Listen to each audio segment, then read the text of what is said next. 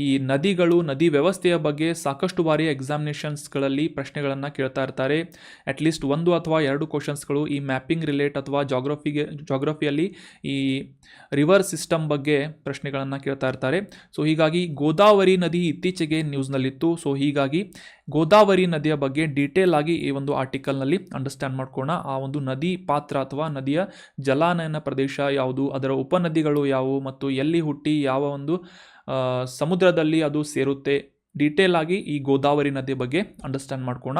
Very important, note ಮಾಡಿ ಇಟ್ಕೊಳ್ಳಿ. ಇದನ್ನು GKಗೆ ರಿಲೇಟ್ ಆದಂಥ ಒಂದು ಆರ್ಟಿಕಲ್ ಇದು. ಇತ್ತೀಚೆಗೆ ಆಂಧ್ರ ಪ್ರದೇಶದ ಕೋನಸೀಮಾ ಅನ್ನುವ ಜಿಲ್ಲೆಯಲ್ಲಿ 3 ಯುವಕರು ಗೋದಾವರಿ ನದಿಯಲ್ಲಿ ಮುಳುಗಿ ಸಾವನ್ನಪ್ಪಿದ್ದಾರೆ ಅಂತ ನ್ಯೂಸ್ನಲ್ಲಿ ಪಬ್ಲಿಷ್ ಆಗಿತ್ತು. ಸೊ ಹೀಗಾಗಿ ಈ ಗೋದಾವರಿ ನದಿ ನ್ಯೂಸ್ನಲ್ಲಿರೋದ್ರಿಂದ ಇದಕ್ಕೆ ಸಂಬಂಧಪಟ್ಟಂತಹ ಕೆಲವೊಂದಿಷ್ಟು ಫ್ಯಾಕ್ಟ್ಸ್ಗಳು examination point of view important ಆಗುತ್ತೆ. ದಕ್ಷಿಣ ಗಂಗಾ ಅಂತ ಕರೆಸಿಕೊಳ್ಳುವಂತಹ ಈ ಗೋದಾವರಿ ನದಿ ದೇಶದ 2ನೇ ಅತಿ ಉದ್ದದ ನದಿಯಾಗಿ ಗುರುತಿಸಿಕೊಳ್ಳುತ್ತೆ. ನದಿಯ ಒಂದು ನೀರಿನ ಪ್ರಮಾಣದ ಒಂದು ರ್ಯಾಂಕಿಂಗ್ಸ್ಗಳನ್ನು ನೋಡಿದಾಗ ಇದು 3ನೇ ಅತಿ ದೊಡ್ಡ ನದಿಯಾಗಿ ಗುರುತಿಸಿಕೊಳ್ಳುತ್ತದೆ ಅಂತ ನಾವು ಅಂಡರ್ಸ್ಟ್ಯಾಂಡ್ ಮಾಡ್ಕೋಬೇಕು. ಗಂಗಾ, ಬ್ರಹ್ಮಪುತ್ರ ಆದ ನಂತರ 3ನೇ ಅತಿ ದೊಡ್ಡ ನದಿಯಾಗಿ ನದಿ ನೀರಿನ ಪ್ರಮಾಣವನ್ನು ಕ್ಯಾಲ್ಕುಲೇಟ್ ಮಾಡಿದರೆ. ಆದರೆ ಉದ್ದವನ್ನು ಕನ್ಸಿಡರ್ ಮಾಡಿದರೆ Godavari river is the second longest ಅಂತ ಗುರುತಿಸಬೇಕು. Second longest river in India ಅಂತ ನಾವು ಸಿಂಪಲ್ ಆಗಿ ಅಂಡರ್ಸ್ಟ್ಯಾಂಡ್ ಮಾಡ್ಕೋಬಹುದು. ಇದನ್ನು ದಕ್ಷಿಣ ಗಂಗಾ ಅಂತ ಕೂಡ ಕರೀತಾರೆ. ಈ ಪರ್ಯಾಯ ಪ್ರಸ್ಥಭೂಮಿಯಲ್ಲಿ ಅತಿ ದೊಡ್ಡ ನದಿಯಾಗಿ ಗೋದಾವರಿ ನದಿಯನ್ನು ಗುರುತಿಸಲಾಗುತ್ತದೆ. ಸೊ ಇದರ ಮೂಲವನ್ನು ಕನ್ಸಿಡರ್ ಮಾಡೋದಾದರೆ ಮಹಾರಾಷ್ಟ್ರದ ಈ ಪಶ್ಚಿಮ ಘಟ್ಟಗಳ ಕಣಿವೆಯಲ್ಲಿರುವಂತಹ ಗೋದಾವರಿ ನದಿಯ ಉಗಮ ಸ್ಥಾನ ಯಾವುದು ಅಂತಂದರೆ ತ್ರಯಂಬಕೇಶ್ವರ್ ಅನ್ನುವ ಸ್ಥಳದಲ್ಲಿ ಈ ಗೋದಾವರಿ ನದಿ ಉಗಮಿಸುತ್ತದೆ.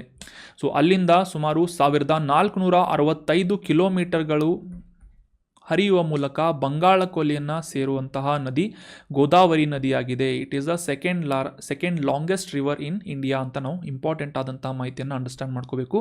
ಸೊ ಇಲ್ಲಿ ನಮಗೆಲ್ಲ ಗೊತ್ತಿರುವ ಹಾಗೆ ಭಾರತದ ಪಶ್ಚಿಮ ಭಾಗದಲ್ಲಿರುವಂತಹ ಈ ಪಶ್ಚಿಮ ಘಟ್ಟಗಳ ಪ್ರದೇಶದಲ್ಲಿ ಮಹಾರಾಷ್ಟ್ರದ ನಾಸಿಕ್ ಬಳಿ ತ್ರಯಂಬಕೇಶ್ವರ್ ಅನ್ನುವ ಸ್ಥಳದಿಂದ ಗೋದಾವರಿ ನದಿ ಹುಟ್ಟಿ ಮುಂದೆ ಸುಮಾರು 1500 ಅಥವಾ 1500 ಕಿಲೋಮೀಟರ್ ಟ್ರಾವೆಲ್ ಮಾಡುವುದರ ಮೂಲಕ ಈ ಬೇ ಆಫ್ ಬಂಗಾಳ ಕೊಲ್ಲಿಯಲ್ಲಿ ಸೇರುವಂತಹ ಪ್ರಮುಖ ನದಿ ಗೋದಾವರಿ ನದಿ ಆಗಿದೆ.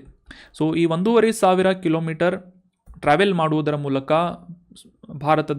ದಕ್ಷಿಣ ಭಾರತದ ಪ್ರಮುಖ ರಾಜ್ಯಗಳಾದಂತಹ ಮಹಾರಾಷ್ಟ್ರ, ತೆಲಂಗಾಣ ಮತ್ತು ಆಂಧ್ರ ಪ್ರದೇಶಗಳ ಮೂಲಕ ಈ ಗೋದಾವರಿ ನದಿ ಹರಿಯುತ್ತದೆ. ಅದೇ ರೀತಿಯಾಗಿ ಇದು ಇತರ ಪ್ರಮುಖ 4-5 ರಾಜ್ಯಗಳಲ್ಲೂ ಕೂಡ ತನ್ನ ಒಂದು ಜಲಾನಯನ ಪ್ರದೇಶವನ್ನು ಹೊಂದಿದೆ. ಅಂದರೆ ಅದರ ಟ್ರಿಬ್ಯೂಟರೀಸ್ಗಳು ಅಥವಾ ಉಪನದಿಗಳು ಏನಿವೆ ಇತರ ರಾಜ್ಯಗಳಿಂದ ಕೂಡ ಬಂದು ಗೋದಾವರಿ ನದಿಯನ್ನು ಸೇರುತ್ತವೆ ಅಂತ ನಾವು ಅಂಡರ್ಸ್ಟ್ಯಾಂಡ್ ಮಾಡ್ಕೋಬೇಕು. ಇದರ ಪ್ರಮುಖ ಉಪನದಿಗಳನ್ನು ಈ ಮ್ಯಾಪ್ನಲ್ಲಿ ಕ್ಲಿಯರ್ ಆಗಿ ನಾವು ಅಂಡರ್ಸ್ಟ್ಯಾಂಡ್ ಮಾಡ್ಕೋಬೋದು. ಈ ನಾಸಿಕ್ ಬಳಿಯ ತ್ರಯಂಬಕೇಶ್ವರ್ ಅಥವಾ ತ್ರಯಂಬಕ್ ಹಿಲ್ಸ್ನಲ್ಲಿ ಈ ಪಶ್ಚಿಮ ಘಟ್ಟಗಳ ಸಾಲಿನಲ್ಲಿ ಗೋದಾವರಿ ನದಿ ಉಗಮಿಸುತ್ತದೆ. ನಂತರ ಇದರ ಎಡದಂಡೆಯ ಪ್ರಮುಖ ನದಿಗಳನ್ನು ಗುರುತಿಸೋದಾದರೆ ದುಧ್ನಾ, ಪೂರ್ಣಾ, ಪೆನ್ಗಂಗಾ, ವಾರ್ಧಾ, ವೈನ್ಗಂಗಾ ಆಗಿರ್ಬೋದು, ಅಥವಾ ಈ ಛತ್ತೀಸ್ಗಢದಿಂದ ಹರಿಯುವಂಥ ಇಂದ್ರಾವತಿ ನದಿಗಳಾಗಿರ್ಬೋದು, ಮತ್ತು ಈ ಒಡಿಶಾದಿಂದ ಹರಿಯುವಂತಹ ಸಬರಿ ನದಿ ಆಗಿರ್ಬೋದು. ಸೊ ಅದೇ ರೀತಿಯಾಗಿ ಬಲದಂಡೆಯ ಪ್ರಮುಖ ಉಪನದಿಗಳನ್ನು ಗುರುತಿಸೋದಾದರೆ ಮಹಾರಾಷ್ಟ್ರದಿಂದ ಈ ಪ್ರವರ ಆಗಿರ್ಬೋದು, ಮಂಜರಾ ಆಗಿರ್ಬೋದು, ಅಥವಾ ಈ ಮಾನ್ಯಾರ್ ಆಗಿರ್ಬೋದು. ಇವು ಪ್ರಮುಖವಾದಂತಹ 3 ಬಲದಂಡೆಯ ಗೋದಾವರಿ ನದಿಯ ಉಪನದಿಗಳಾಗಿವೆ ಅಂತ ನಾವು ಅಂಡರ್ಸ್ಟ್ಯಾಂಡ್ ಮಾಡ್ಕೋಬೇಕು. ಸೊ ನೆನಪಿಟ್ಕೊಳ್ಳಿ. ಸೊ ಎಕ್ಸಾಕ್ಟಾಗಿ ಇದು ಕರ್ನಾಟಕದ ಮೂಲಕ, ಅಂದರೆ ಗೋದಾವರಿ ನದಿ ಕರ್ನಾಟಕದ ಮೂಲಕ ಹರಿದೇ ಹೋದರೂ ಕೂಡ ಅದರ ಜಲಾನಯನ ಪ್ರದೇಶವನ್ನು ಈ ಮಾಂಜಿರಾ ಅನ್ನುವ ಪ್ರಮುಖ ಉಪನದಿ ಕರ್ನಾಟಕದ ಉತ್ತರ ಭಾಗದಿಂದ ಹಾದುಹೋಗುತ್ತೆ. ಸೊ ಹೀಗಾಗಿ ಇದು ಕರ್ನಾಟಕದಲ್ಲೂ ಕೂಡ ತನ್ನ ಜಲಾನಯನ ಪ್ರದೇಶವನ್ನು ಹೊಂದಿದೆ ಅಂತ ಅಂಡರ್ಸ್ಟ್ಯಾಂಡ್ ಮಾಡ್ಕೋಬೇಕು. ಕನ್ಫ್ಯೂಸ್ ಮಾಡ್ಕೋಬೇಡಿ. ಎಕ್ಸಾಕ್ಟಾಗಿ ಗೋದಾವರಿ ನದಿ ಯಾವುದೇ ರೀತಿಯಾಗಿ ಕರ್ನಾಟಕದ ಮೂಲಕ ಹರಿಯೋದಿಲ್ಲ. ಮಹಾರಾಷ್ಟ್ರದಲ್ಲಿ ನೀವು ಕ್ಲಿಯರ್ ಆಗಿ ನೋಡ್ಬೋದು. ಮಹಾರಾಷ್ಟ್ರದಲ್ಲಿ, ತೆಲಂಗಾಣದಲ್ಲಿ ಮತ್ತು ಈ ಆಂಧ್ರ ಪ್ರದೇಶನಲ್ಲಿ ಹರಿದು ಮುಂದೆ ಬೇ ಆಫ್ ಬಂಗಾಳ ಕೊಲ್ಲಿಯಲ್ಲಿ ಸೇರುವಂತಹ ವಿಲೀನವಾಗುವಂತಹ ನದಿ, ದಕ್ಷಿಣ ಭಾರತದ ಅತಿ ಉದ್ದವಾದ ನದಿ, ಸುಮಾರು 1500 ಕಿಲೋಮೀಟರ್ಗಳಷ್ಟು ಟ್ರಾವೆಲ್ ಮಾಡುವಂತಹ ನದಿ ಗೋದಾವರಿ ನದಿ ಆಗಿದೆ ಅಂತ ನಾವು ಸಿಂಪಲ್ ಆಗಿ ಅಂಡರ್ಸ್ಟ್ಯಾಂಡ್ ಮಾಡ್ಕೋಬೋದು. ಸೊ ಆಗಲೇ ನಾವು ಡಿಸ್ಕಸ್ ಮಾಡಿದ್ವಿ. ಇದರ ಜಲಾನಯನ ಪ್ರದೇಶವನ್ನು ಮಹಾರಾಷ್ಟ್ರ, ತೆಲಂಗಾಣ, ಆಂಧ್ರ ಪ್ರದೇಶ್, ಅದೇ ರೀತಿಯಾಗಿ ಛತ್ತೀಸ್ಗಢದಿಂದ ಒಡಿಶಾ, ಮಧ್ಯಪ್ರದೇಶ್, ಕರ್ನಾಟಕ, ಪುದುಚೇರಿ ಕೇಂದ್ರಾಡಳಿತ ಪ್ರದೇಶಗಳಿಂದ ಕೂಡ ಉಪನದಿಗಳನ್ನು ಹೊಂದಿ ತನ್ನ ಒಂದು ರಿವರ್ ಸಿಸ್ಟಮನ್ನು ಎಸ್ಟಾಬ್ಲಿಷ್ ಮಾಡುತ್ತೆ ಗೋದಾವರಿ ನದಿ ಅಂತ ನಾವು ಕ್ಲಿಯರಾಗಿ ಅಂಡರ್ಸ್ಟ್ಯಾಂಡ್ ಮಾಡ್ಕೋಬೋದು. ಇನ್ನು ಇದರ ಪ್ರಮುಖ ಉಪನದಿಗಳನ್ನು ಕೂಡ ಅಂಡರ್ಸ್ಟ್ಯಾಂಡ್ ಮಾಡ್ಕೊಂಡ್ವಿ. ಪ್ರವರ, ಪೂರ್ಣ, ಮಂಜ್ರಾ, ಪೆನ್ಗಂಗಾ, ವಾರ್ಧಾ, ವೈನ್ಗಂಗಾ, ಪ್ರಾಣಹಿತ, ಅದೇ ರೀತಿಯಾಗಿ ಇಂದ್ರಾವತಿ, ಮನೇರ್, ಸಬರಿ ಅನ್ನುವ ಪ್ರಮುಖ ಉಪನದಿಗಳನ್ನು ಹೊಂದಿದೆ. ಇನ್ನು ಇದು ಸಾಂಸ್ಕೃತಿಕ ಮಹತ್ವವನ್ನು ಕೂಡ ಹೊಂದಿದ್ದು, ಈ ನಾಸಿಕ್ ಬಳಿ ಈ ಗೋದಾವರಿ ನದಿಯ ದಂಡೆಯಲ್ಲಿ ಪವಿತ್ರವಾದಂತಹ ಕುಂಭಮೇಳವನ್ನು ಕೂಡ ಆಚರಣೆ ಮಾಡಲಾಗುತ್ತೆ ಅನ್ನೋದು ಇಂಪಾರ್ಟೆಂಟ್ ಆದಂಥ ಮಾಹಿತಿ ಆಗುತ್ತೆ. ಇನ್ನು ಈ ಗೋದಾವರಿ ನದಿಯ ದಂಡೆಯಲ್ಲಿರುವಂತಹ ಪ್ರಮುಖ ನಗರಗಳು ಯಾವುವು ಅಂತಂದರೆ ಮಹಾರಾಷ್ಟ್ರದ ನಾಗ್ಪುರ್ ಆಗಿರ್ಬೋದು, ಔರಂಗಾಬಾದ್ ಆಗಿರ್ಬೋದು, ನಾಸಿಕ್ ಆಗಿರ್ಬೋದು, ರಾಜಮಂಡ್ರಿ ಆಗಿರ್ಬೋದು, ಈ ಎಲ್ಲ ಪ್ರಮುಖ ನಗರಗಳು ಗೋದಾವರಿ ಬ್ಯಾಂಕ್ನ ಮೇಲೆ ಲೊಕೇಟ್ ಆಗಿವೆ ಅಂತ ನಾವು ಅಂಡರ್ಸ್ಟ್ಯಾಂಡ್ ಮಾಡ್ಕೋಬೋದು. So that was about detailed information of Godavari river and river system.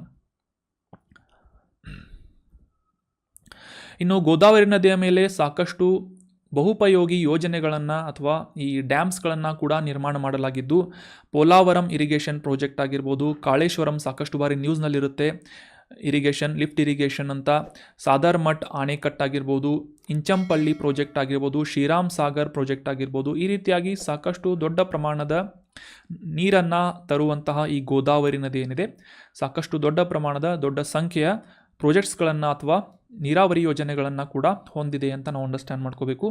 ಈಗ ನಿಮಗೆಲ್ಲ ಒಂದು ಹೋಮ್ವರ್ಕ್ ಏನು ಅಂತಂದರೆ, ಈಗ ನಾವು ಡಿಸ್ಕಸ್ ಮಾಡಿದಂತಹ ಈ 5 ಪ್ರಮುಖ ಯೋಜನೆಗಳು ಯಾವ ರಾಜ್ಯದಲ್ಲಿವೆ ಅಂತ ಗುರುತಿಸಿ ಕಮೆಂಟ್ ಬಾಕ್ಸ್ನಲ್ಲಿ ಕಮೆಂಟ್ ಮಾಡಬೇಕು. ಅದೇ ರೀತಿಯಾಗಿ ನೋಟ್ ಮಾಡಿ ಇಟ್ಕೋಬೇಕು. ಪೋಲಾವರಂ, ಕಾಳೇಶ್ವರಂ, ಸಾದರ್ಮಟ್ಟಿ ಅಣೆಕಟ್ಟು, ಇಂಚಂಪಳ್ಳಿ ಪ್ರಾಜೆಕ್ಟ್ ಮತ್ತು ಶ್ರೀರಾಮ್ ಸಾಗರ್ ಪ್ರಾಜೆಕ್ಟ್. ಸೊ ಈ ರೀತಿಯಾಗಿ ಈ 5 ಯೋಜನೆಗಳು ಯಾವ ರಾಜ್ಯದಲ್ಲಿವೆ ಅಂತ ಕಮೆಂಟ್ ಬಾಕ್ಸ್ನಲ್ಲಿ ಕಮೆಂಟ್ ಮಾಡಬೇಕು.